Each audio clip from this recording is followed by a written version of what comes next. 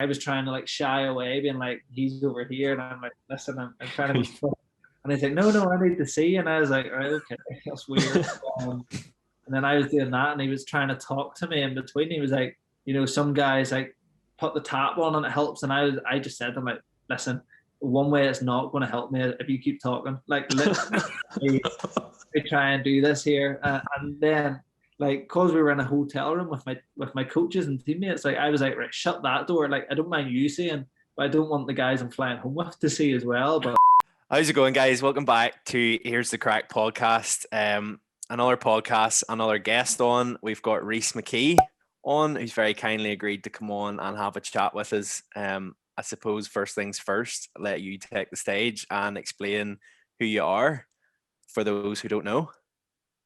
Yeah, so I'm a professional mixed martial artist from Ballymena, 25. Kind of been doing it for the last 10 years. A fellow Ballymena man showing the support there. Yeah, like, so that's probably how I'm best known. But I have other endeavors with gyms and stuff like that. So, but yeah, best known for the fighting, I suppose. Yeah. And how did you get into the UFC or the MMA? I meant to say. Basically, like, it was just kind of an accident, to be honest. I was playing local football, nothing high level, like we're talking under 15, under 16.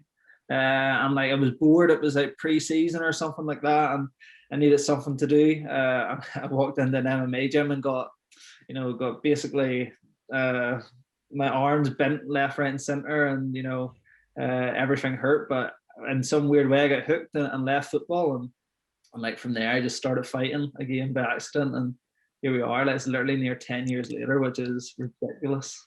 Yeah. And did you take to it quick enough then, or was it sort of just more, I want to learn how to do this? Or I didn't feel like I was taking to it quickly, but everybody else said I was. For me, it was just getting sore and less fun. But like, then I started doing a few competitions, which were like nothing massive, like grappling competitions with no punching, of course. And then I started winning a few, and I think once you start to see that you are progressing, it's very addictive. It's that type of sport. Yeah. Was there a particular fight, like, or moment that sort of stands out for you that you sort of realized, I think I'm actually quite good at this, and sort of push you forward to get to where you are? You know what? We were starting, like, I remember I won a few amateur fights, and then they started mentioning like a title and stuff, and I was like, flip, that's a bit drastic, so like, I guess in around that stage, and then they started talking about going pro, and obviously when you go professional, you start getting paid for it, and like, so like, there was no real defining moment, but it was once people started to talk about it in that term, I suppose that's when I started looking at it like that. But like, I didn't wake up one day and go, right, this is it now. So it was kind of gradually, once I realized it was even possible to win a fight, then it was kind of getting funner. What, like, did you obviously, for me, it's like hearing you say like you went in and got your arms bent and probably got like a few punches thrown your way. Like, for most people, they'd be like, frig that, I'm not going back. But did you just automatically kind of take to it and think, yeah, this is for me?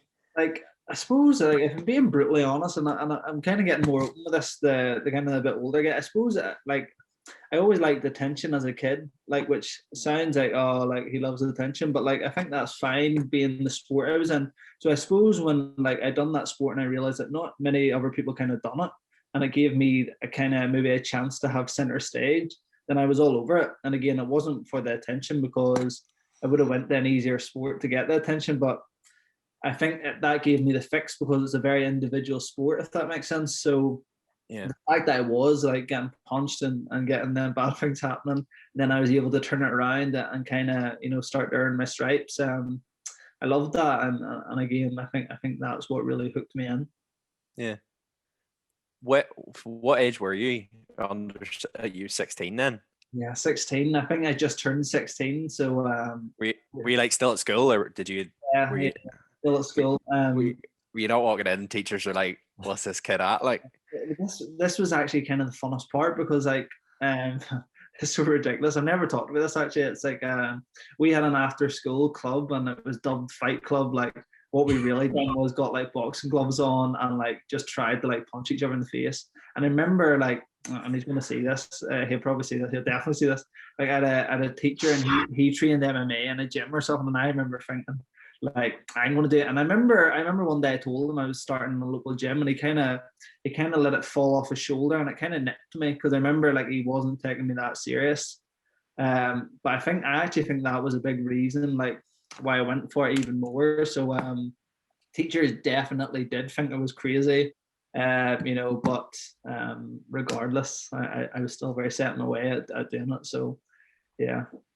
It probably wouldn't have been like as big a sport as it is now. Obviously, like back then would have been a bit more like, now when you hear like UFC, MMA, everyone's like it's massive, but like back then would it have been as big a sport, or was it sort of a bit more? Yeah, definitely not. Like it was very much still like, very graphic, violent.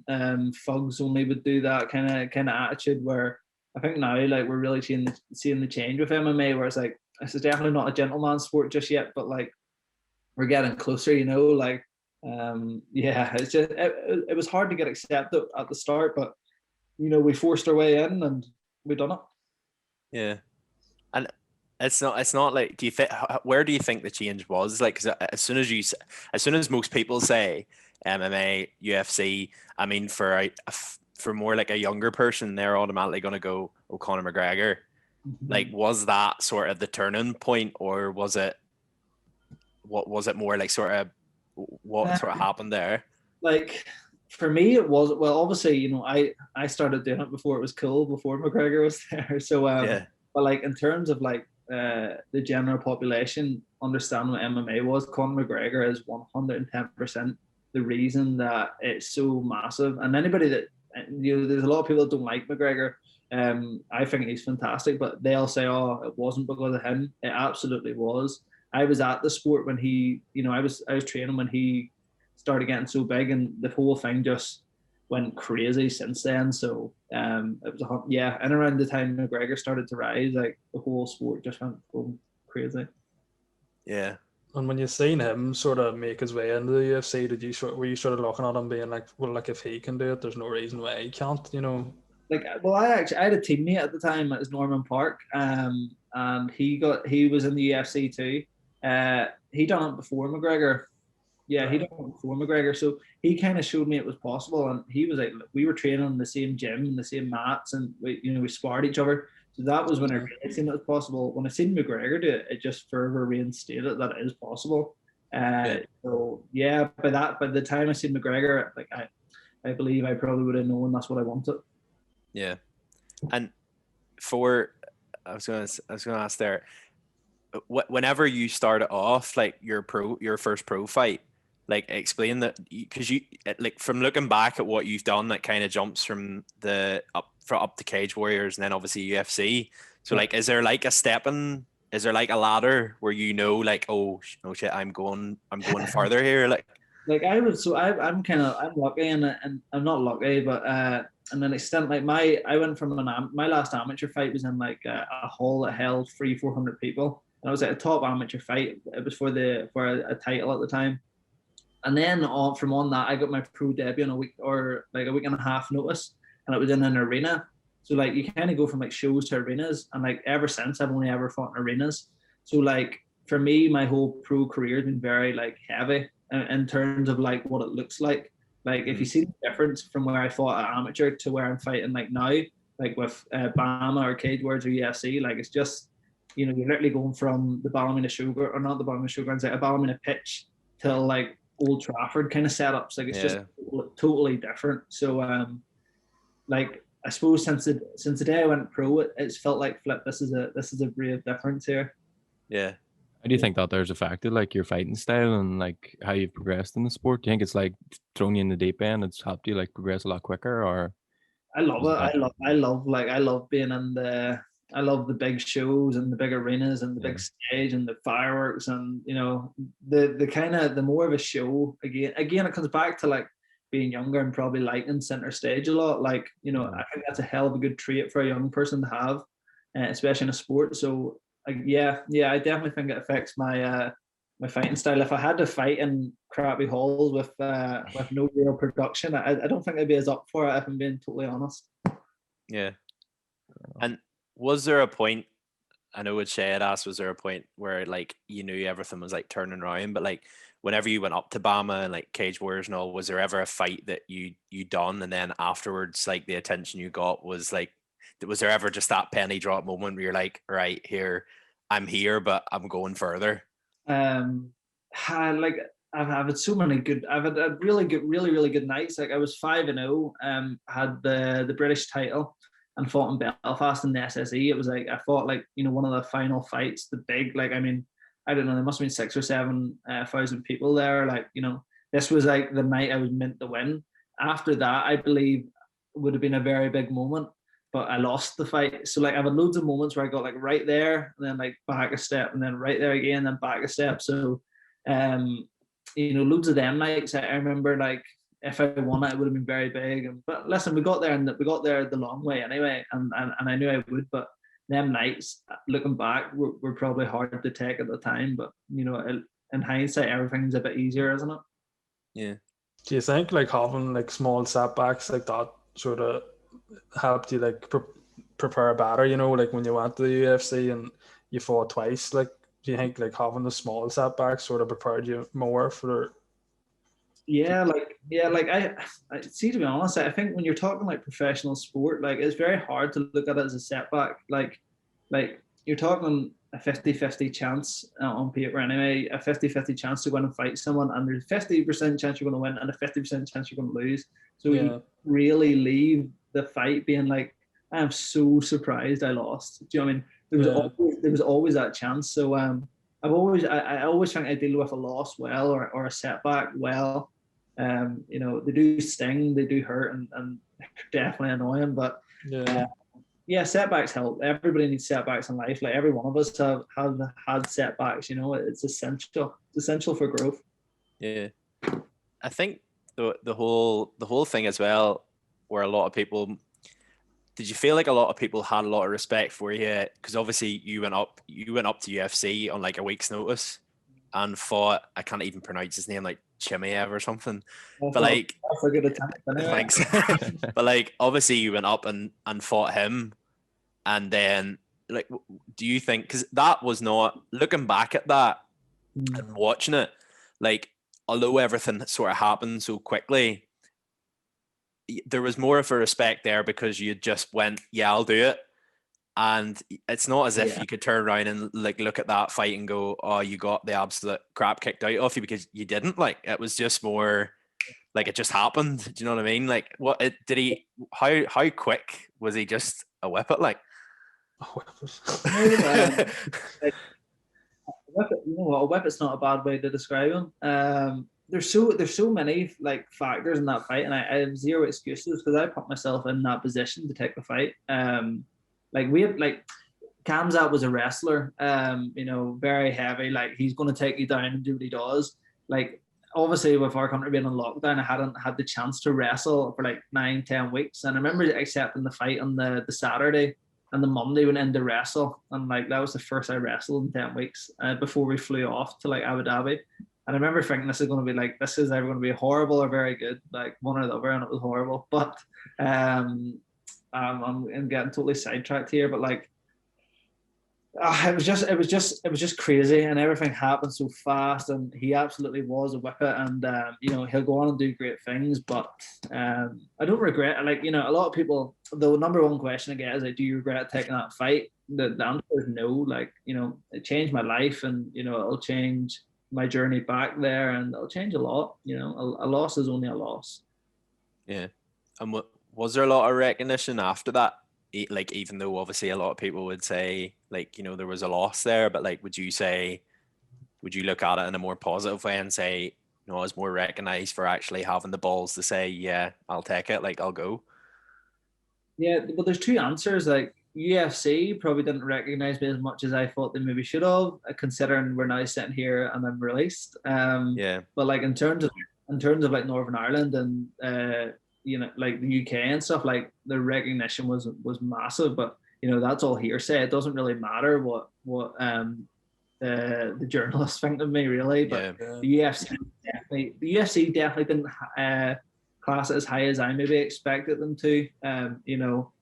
it was still sent my P45. So How did you take it, like being released, like when it happened? Obviously, did you take it bad, or was it were you sort of proud of yourself for even getting there in the first place? Or you know what, like I took the loss, the second loss to Morano bad, because I knew I should have won that fight. Like regardless, I just fought a horrible game plan. Not the game plan I was meant to fight, and lost the fight. And I remember actually on the way home, I was like saying to my coaches, like, that's it. They'll release me. And like he was like, no, they won't. And everybody said they won't. But I'm always the guy that not kind of expects the worst, because I'm definitely not that type of thinker. But like on this occasion, I was like, you know what, I think I could be cut here. And I like to brace myself for that decision. I was still shocked when they sent me the message. The message, how glamorous, but I was still shocked. But like, yeah, it stings for sure, and it still does sting.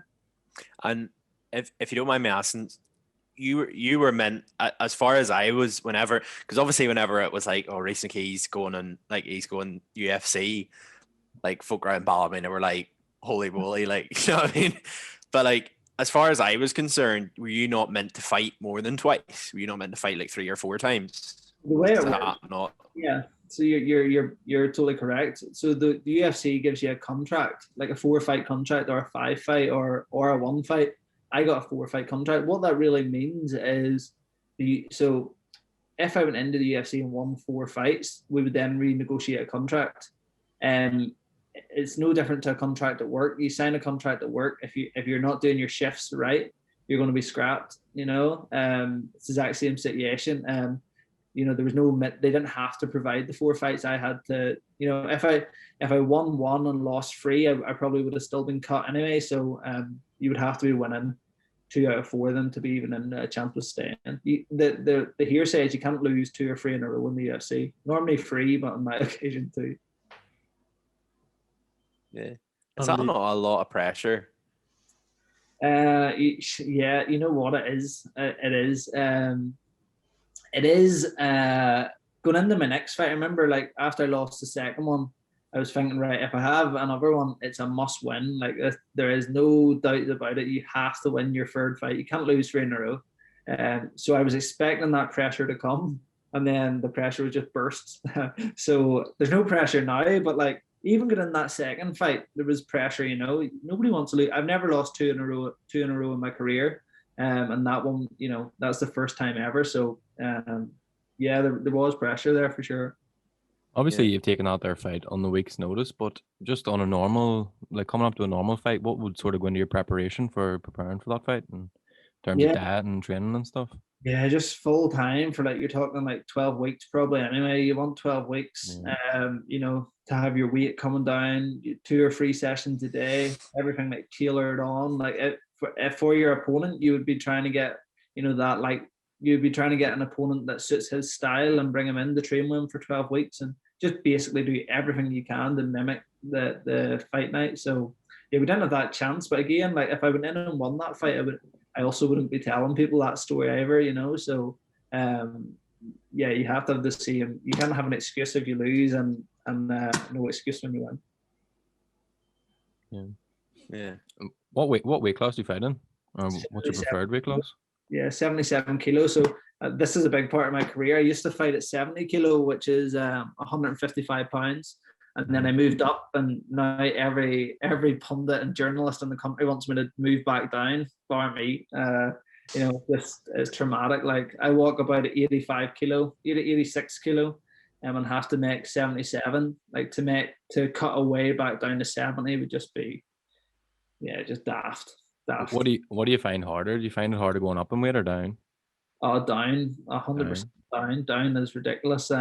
It's always down anyway, but like, fighting at the weight group I'm at now, it's just less of a weight cut. When I had to make the lighter weight group, it was just traumatic. Yeah. And whenever you're in those higher weight classes, do you feel that the punches are a lot harder and the hits are a lot harder? You know what? Like, I feel there's always a saying. There's a saying that goes with fighters, and it's like, a happy fighter is a dangerous fighter. And I find when I'm allowed to eat more and I have more food and stuff like that, I'm a happier and nicer person to be around. So it's more dangerous when I'm a bit heavier. When when I'm making the lighter weights, I'm miserable and don't want to talk to anybody for like 8 weeks before. You know, that is true. It's so bad, but. And have you ever like had to do anything extreme to cut weight? Like we've seen videos online of guys like wrapping themselves in cling film and like going into saunas and exercising and stuff like that. Like have you ever had to do anything along those lines? Or I've done it for the last 10 years. Yeah, is that just common, people doing that like then in the sport? Yeah, that's common. Like even like I talk about like moving up in weight class, like that still requires like the last fight I still was can't wait for 6 hours. The wrapping up in tinfoil, using a cream to make yourself sweat. Like it's called sweet sweat. Hot baths, saunas, anything you can to sweat. You know, you're sweating 6 liters of water out of your body. So dramatic. But how long does that take? Like obviously it's a constant process dropping weight, but like, so explain that more along the lines of that sort of way of losing weight, like wrapping yourself up in tinfoil and all. Just so the process is you do 20 minutes in the bath, kind of as hot as you can handle. Like, you know, 20 minutes, and next time you're getting a bath, put a timer on. I guarantee you don't sit too still for 20 minutes. Like, it's not too nice. So 20 minutes in, and then you lie on like a bed and wrap yourself in tinfoil and then towels over it, like a mummy for 20 minutes.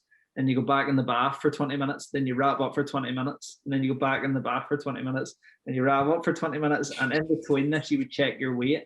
You know, so normally, I normally give 1 kilo 1 hour. So like, you know, a bag of sugar is a kilo. I would normally take about an hour to shift that. So if you have 6 kilos, you're looking at 6 hours. But the closer you get to your weight, it normally gets tougher. When I had to make a lightweight, which was 70 kilo, I had to do 8.5 kilo. And it took 12 hours. Well, is that not like, are you not like ready to pass out doing that? Is that not difficult? Like really, really, really dangerous, to the point of like, I used to get IVs before the fight. Jesus Christ. I had to find like a private doctor to like get me an IV in my hotel room in London before I fought someone. Like, it's crazy, but you know, the sport is the sports in the olden days in some areas.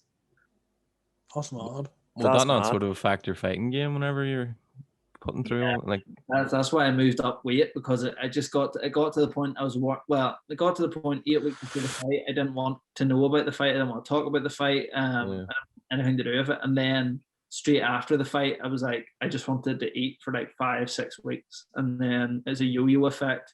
You know, so I moved up, you know, it was hard to even warm up for fights. It was hard to train. I did, like, you know, in the Northern Ireland weather, it's cold, you know, I found like 4 hoodies to go to training because like I was losing so much weight. No, it's not for me. It's not for me no more.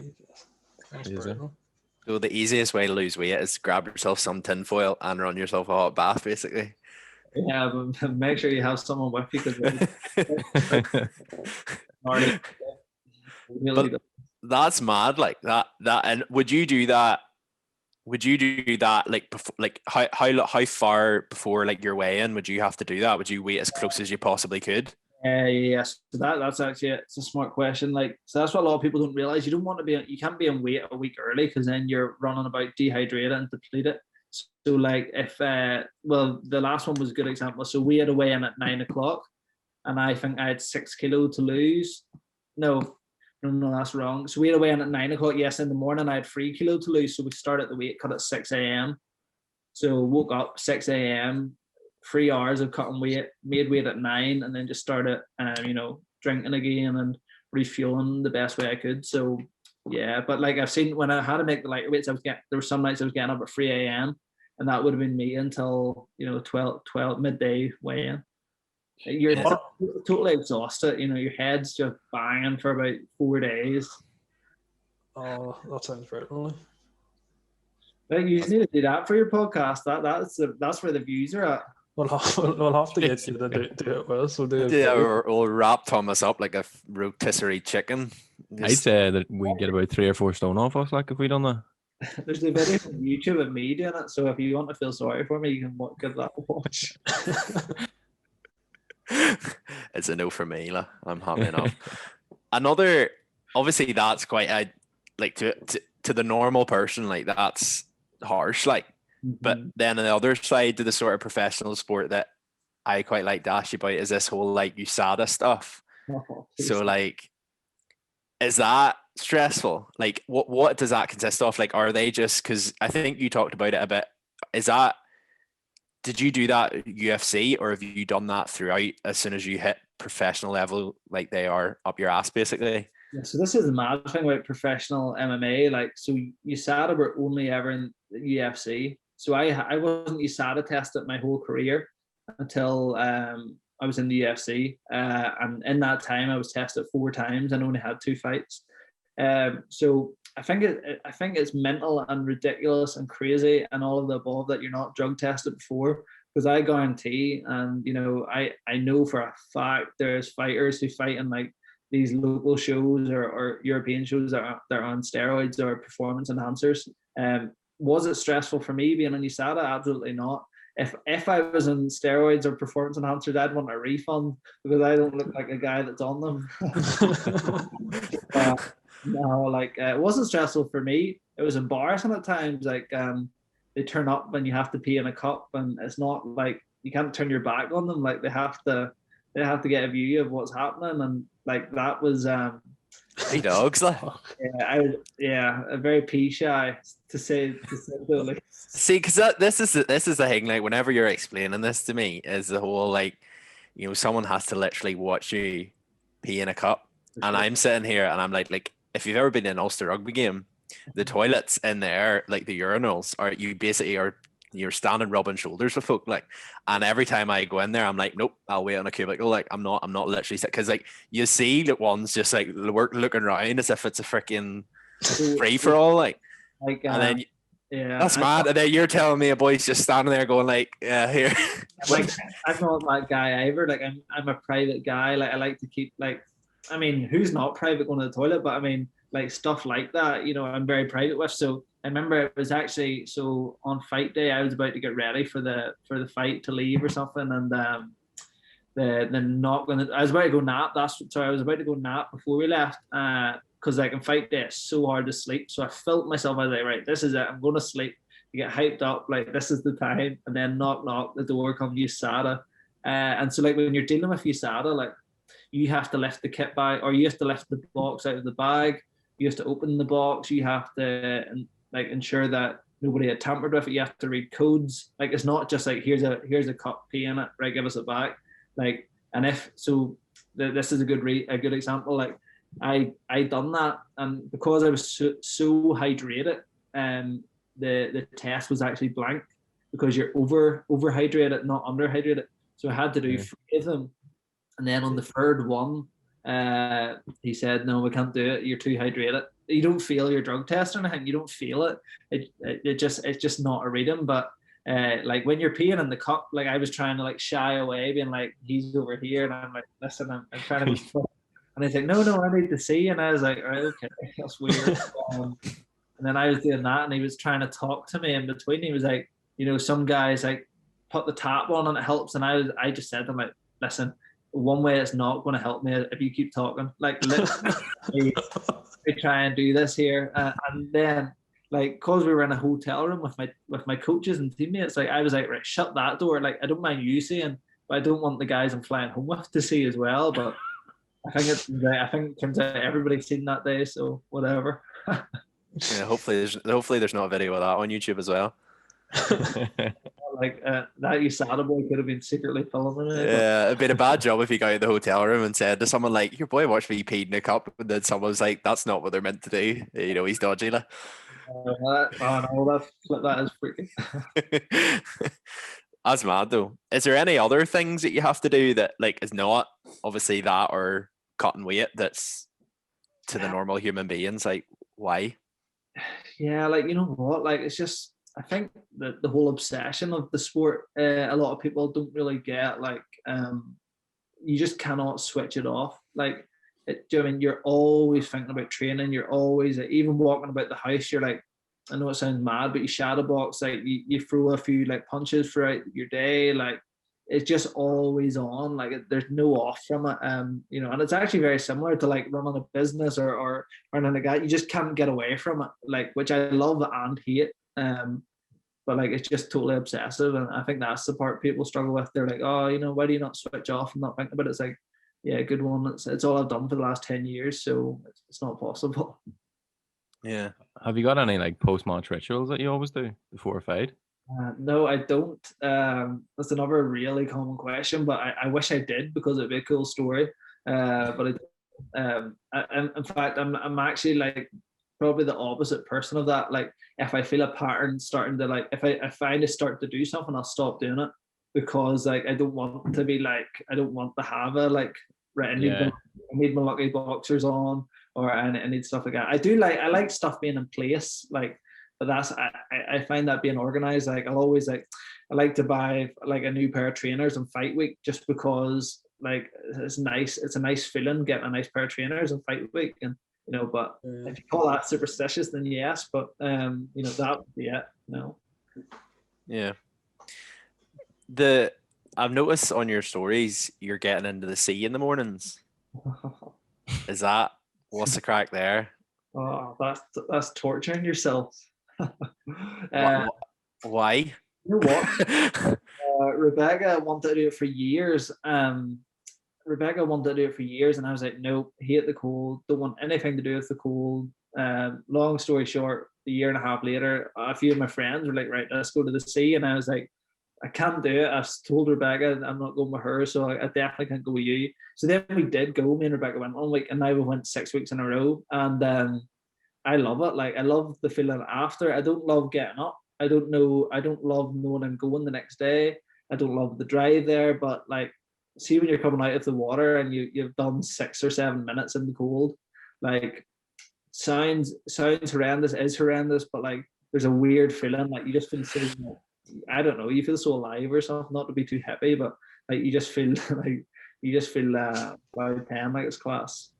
Because a lot of people seem to do it as like what Shay there said, like more like a ritual type thing. Like you see all these people on TikTok and all, and they're like, oh, I'm a 17-year-old entrepreneur. Like this is a day of my life where I'm doing 50 million things. I get up at 3 a.m. and I throw myself in the sea. Like, and it's like, why?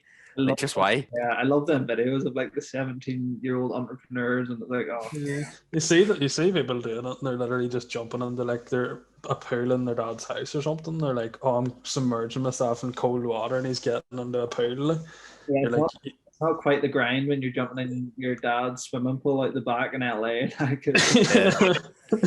But yeah, no, it's not a ritual or anything. It's just like something we tried, and you know, I like the feeling of after it.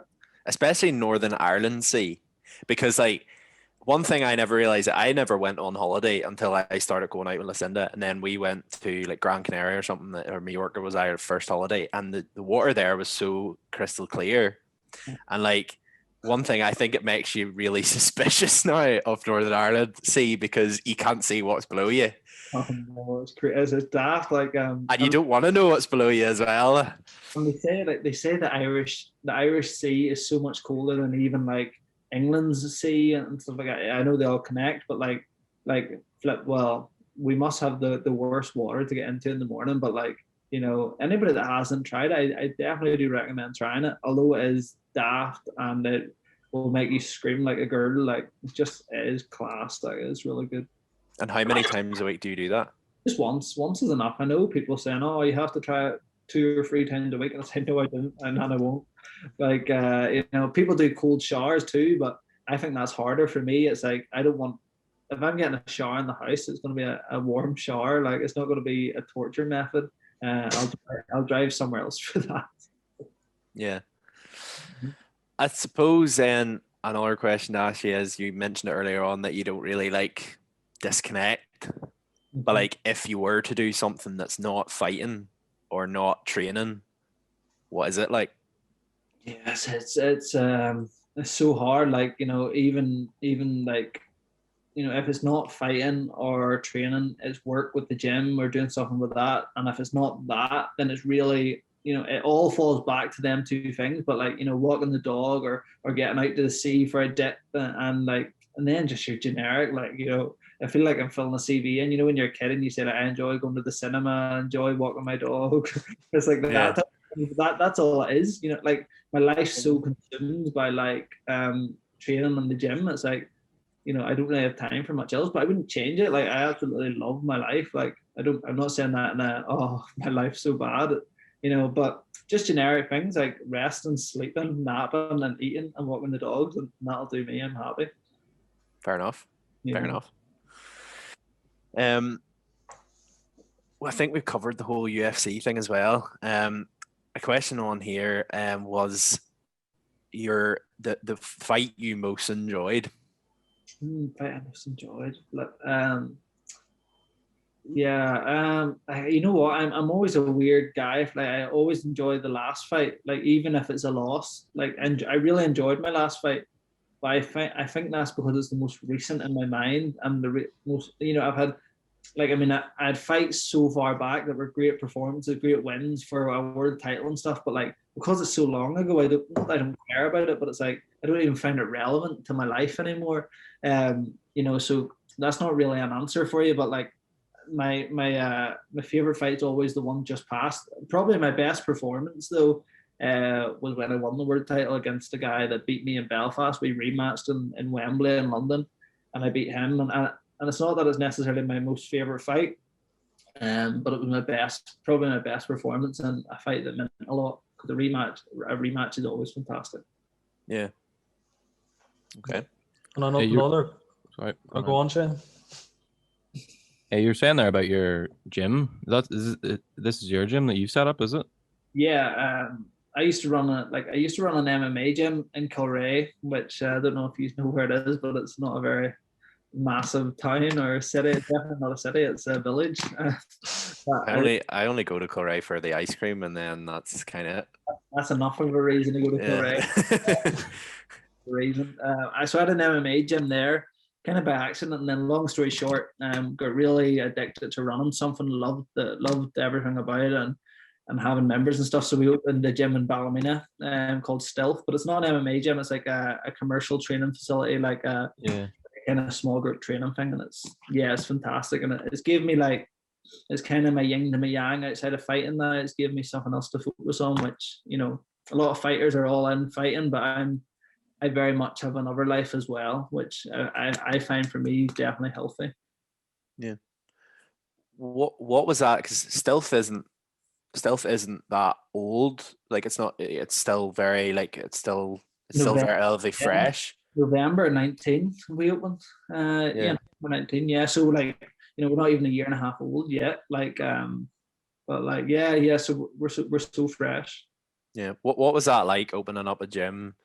Because especially around Ballymena sort of direction, there are so many gyms. Mm-hmm. What was that like? Was that not a bit of pressure opening up something that you were like, right, how do we get members then when there's so many other options? Yeah. You know what I mean? Like, you know what we done? We filled the gap in Ballymena that there's not there. Like there's so many fantastic gyms in Ballymena. Like I'm not a gym owner that you'll find you know, saying, oh, all the gyms are crap. What we done though, we fit at a gap. Like, you know, there's a lot of people that train, loads of people in their gyms.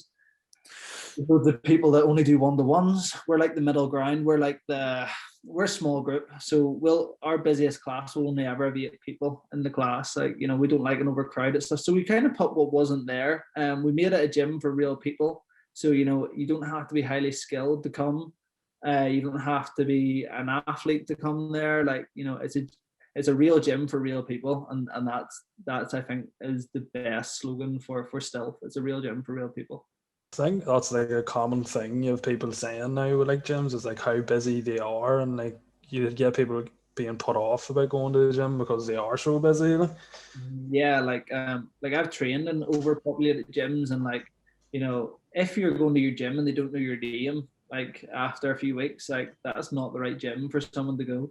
Like if you're investing in a coach in a gym, and like you need to be valued and you need to be part of the paintwork almost. And, you know, I feel like every one of our members, like we know who they are, we know what they like, we know what they're good at, what they're not good at, we know their dog's name, like you know, stuff like that's really, really important for me. And so like, yeah, so overpopulation is not the way to run a gym, in my opinion anyway. For some it is.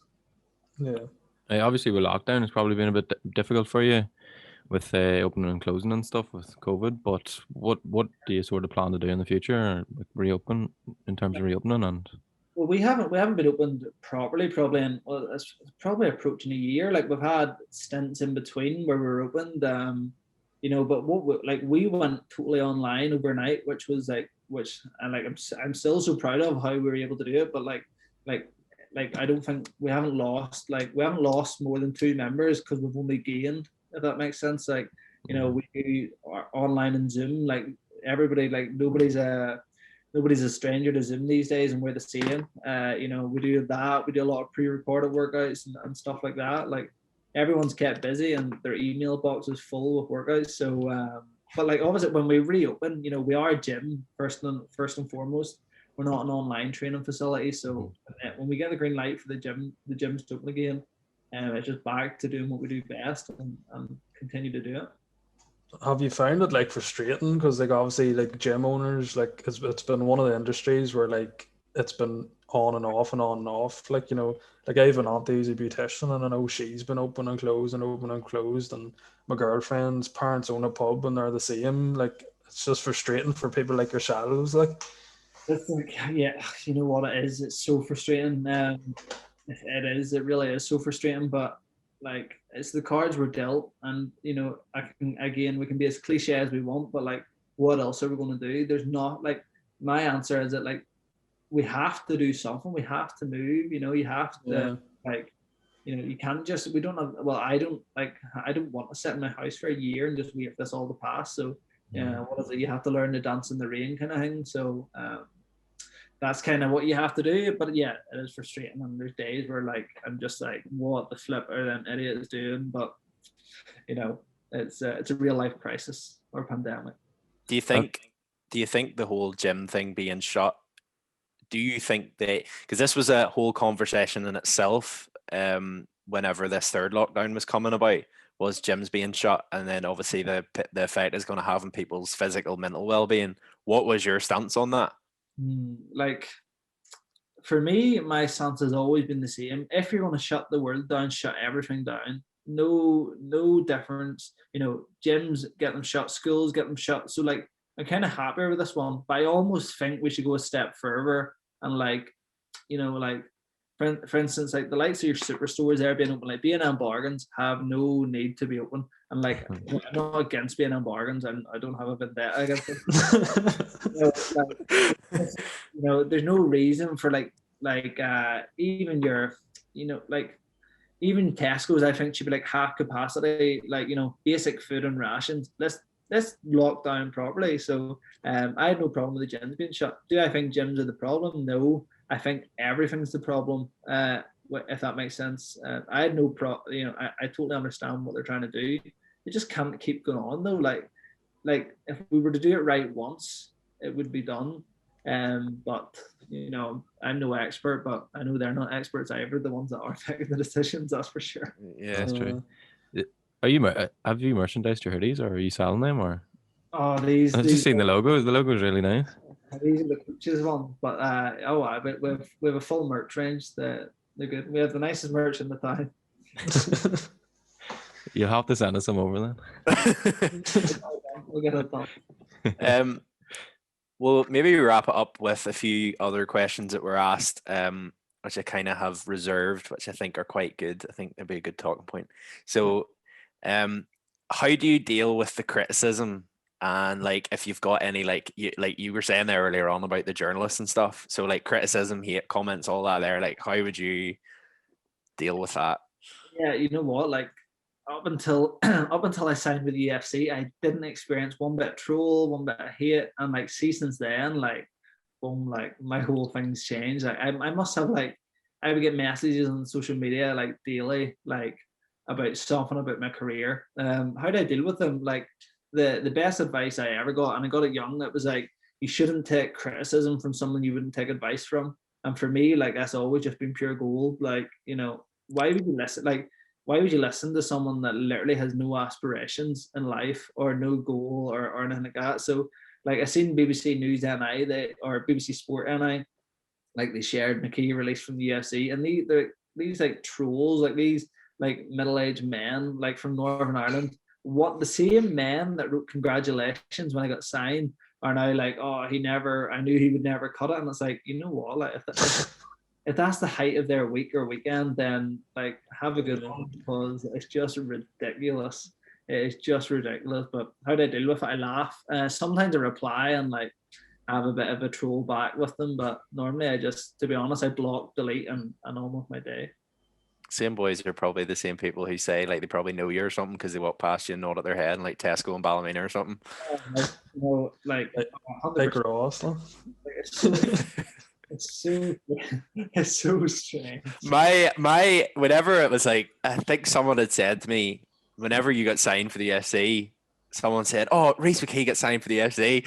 And literally the only thing I said was, "Oh, cool, I sold him a phone." And that was literally it. I was like, I sold him a phone, you know. They're like, wow. Sold me a phone twice too. Yeah, I think you maybe done it twice. So this is Ross' claim to fame. Yeah.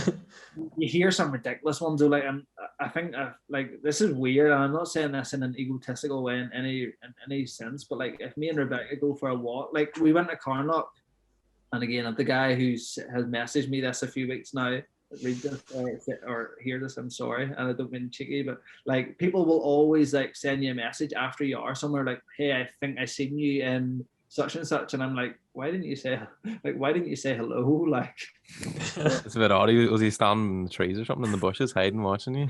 Yeah, I mean, this is the thing. I was going to see it 5 to 8 in the morning, so it's like, where were you? But you know, like so many people, or like Castle Grounds, will always like give you a message after, being like, oh, I think I seen you, and it's like, yeah, we'll say hello. Like, Yeah. You know, I'm approachable, I would like to think. It's just a shame that you have nowhere else to get your phone now. I know. This is it. What is the lowdown on that front? I don't know. Carphone just shut all the stores down, and we were all dispersed, and that was just it. You know what? It's all done online now. Anyway, like, Yeah. You know, is there really a place for phone shops nowadays? Like, there still is. Like, I think out of all this whole COVID thing and everything moving online, I think people are going to appreciate an actual shop after all this. And it's the same thing. We were talking to Chris Sutter, and his podcast is coming out on Thursday, and we were talking about the exact same thing. Mm-hmm. Yeah, like it's a kind. Yeah. Like as much as online is fantastic and it's so accessible, like I know for me, you miss like communication. You miss the process of buying a phone, or you know, the trust of, like talking to you about what's the T's and C's. Like online, that stuff's lost. Like I signed up for another thing, and like there's so many T's and C's I didn't even realize. I would say towards the end of like working in a retail store, which was like quite, I feel like I would maybe say 60-40 or 70-30, like online based, a lot of our time was consumed by dealing with issues for online stuff as opposed to actually doing your job. So I would say that's all where it came from, like, but that's just the way it's going now. I think the time's going to be so different when it opens again. Like, it's going to be crazy. I know.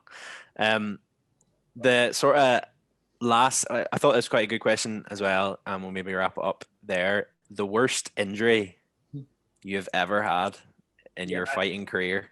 I have a few now, like, and this is something like you asked me a few years ago, I would have said I have none, but I fractured my orbital. I fractured this, and the fight I was talking about, I lost in Belfast actually. I got kneed in the eye socket, so it's like the floor of my eye actually like cracked. So like your eye sits in like a plate kind of thing, and mine like fell down. So I didn't need surgery though, it was fantastic. I have a massive lump in my shin from when I got it kicked once.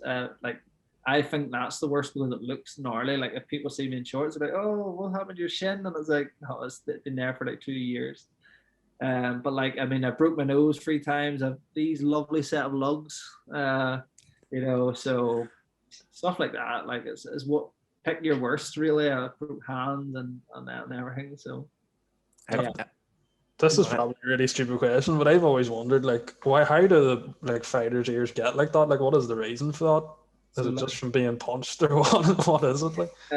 it's like the rubbing of like your ears on other people's ears and legs, and like as you're grappling and stuff, like and it's a build up of fluid, and like you have to get them drained and stuff, but like that's the end product of a drained ear, so it's just horrendous. But What do you mean? What do you mean you have to get them drained? Like as in like syringed or something? A needle and syringe straight into like the not into your like ear hole, like into like say the ear, and like they drain the fluid out and then it goes back in and then it fills up again when you get punched. So you're just trying to minimize the amount of swelling, but eventually it always goes anyway. But they're not sore anymore. Yeah. What was there ever a time whenever you got like an injury and you still just had to keep fighting on, but you knew finally rightly like, oh my god, I've wrecked myself here, like? Oh, like I broke my hand in it. I done nerve damage in a fight one time, but like it wasn't even like an injury. It was like my hand didn't feel like it was my hand, if that makes sense. Like I seen my hand and it was in blood. I was trying to punch someone. Like do you ever have a dead hand? Like it wasn't my hand. So that was gnarly. And the time I got my leg, I got the damage in my shin. I knew that was just so bad because you couldn't tell where my knee was compared to my shin. Like, so I knew something was up. How did you manage to throw punches if you couldn't feel your hand? Because like I know, completely obviously irrelevant, but like I know I've like fell asleep in my hand before. Whenever I woke up, I've pretty much had to go like move it. Like how did you manage to keep throwing punches while you had a dead hand? Well, there was a guy trying to punch me, so you shouldn't work it out. Like not easy, but you shouldn't work it out. Like yeah, like that's literally it. There's a guy swinging his hand at your head, so you may get your hands working because there's no complaint about it. Fair enough. One thing I wanted to ask was just like, have you ever been on like a night out and like someone sort of like started on you and you're sort of thinking to yourself, you don't want to do this, like, like you could just kill them, like.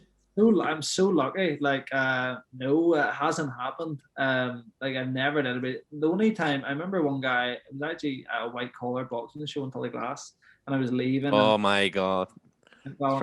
What did he have? Brown shoes on and jeans? You know what? He didn't. This was one of those occasions that it wasn't that one. But like, it was like a boxing night, and a guy like he claimed to be my friend, but he said, "Oh, sure, you were whatever last weekend because I lost like the weekend before." And for some reason, like I didn't snap, but like I grabbed him by the shirt and like just pushed him against the wall, and like I was like, I'm not swear, but I was like, who are you talking to? Like you don't know me, like you're not my friend. And then everyone's like, oh, calm down. And I was like, I have nothing to calm down. He just like some random guy has basically said you're rubbish last weekend. I was like, it's not fair. So that's the only time, but like no one's ever like tried to fight or start the fight or anything like that. And I dread the day that does happen. But like it's not me at all. Like anybody that knows me, I wouldn't be I'm not a fight starter or anything like that. But. Is there something there that if someone did like I'm gonna like put this really weirdly, but is there like a law or something there where like pretty much if someone did start on you, like you would probably get into trouble for using the skills that you've obtained Liam Neeson style over the many number of years? I've always heard the rumor like if an MMA guy or an MMA or boxer like punches someone, then they can get charged on like assault with weapons. But I've also heard that it's a self-defense. It's a self-defense scenario. It's a self-defense scenario. If someone comes up to me and they punch me 3 or 4 times in the face, and I'm standing there like, I'm sorry, but like at that stage, I'm gonna have to punch someone back. If someone come up and push me and said I'm gonna punch you, I'd be like, oh, all right, okay, like let's calm down. But no, I think self-defense would still always stand. If someone was attacking you, like you have to defend yourself, and I'll never do different if someone attacks me. You would probably know though, like obviously being as skilled as you are, like how to like handle a situation without causing the person that much harm, like if you know what I mean. I would try and restrain them for sure. Like I actually done the door for some time in Ballymena, which was eventful. But like even Whereabouts? in the Grice and the Country Myths. Oh my god! Right. Sometimes there you would have like altercations, but not with swinging punches, but like you had to restrain people. And like I found MMA was fantastic for that. Like it was really kind of like training, but easier because nobody knew what they were doing. So like yeah, you're right. If someone was punching me, I'd be able to like take them down and kind of what the police would probably do, like hold them there until I don't know, until they either calm down or something else happened. I'm not sure, but I would just try and restrain them. Or poke them in the eye and run away. Do some MMA type stuff and just like flick them in like a nerve in their neck and they just fall, go to sleep. On the shin. But do you think, like, one thing I was going to ask you was, did you do like a doorman type thing? Yeah. Is there like a thing with doormen where like they purposely, some people just do it to be twats?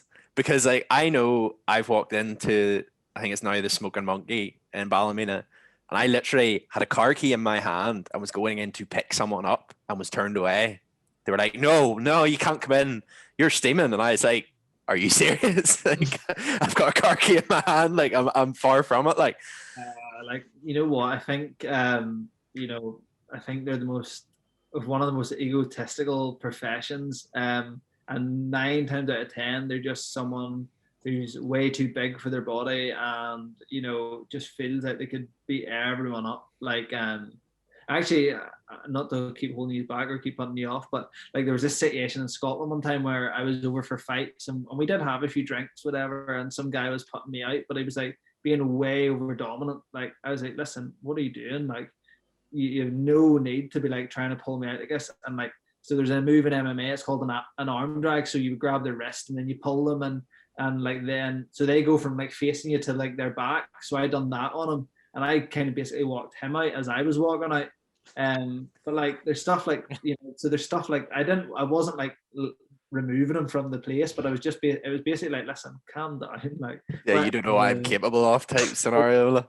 So it's an egotistical profession, but it's a scary profession too. So they're very rattled because you don't know what someone, if they could have a ball in their back and they're about to bottle you. So sometimes I would give them saving grace in that, but the likes of you there with keys, clearly sober, that to be honest, they're probably just being a bit of a tool. Yeah, fair enough. Well, we'll end that there. I think that's all the questions pretty much everybody had asked. Is there anything you want to say, like in terms of, is there anything announcement for your gym, or is there anything upcoming that we could get an exclusive on? Absolutely nothing upcoming. The only thing that is upcoming is me saying that I'm not doing anything soon. I'm going to take a lot of time and really try and reinvent myself as a fighter and take care of a lot of stuff that I probably haven't had the chance to because I've been fighting so much. So right now it's improving, getting better, getting as much experience in with different training partners and stuff like that. I'd be surprised if I fought before July anyway. I'd definitely be surprised. No, I definitely won't.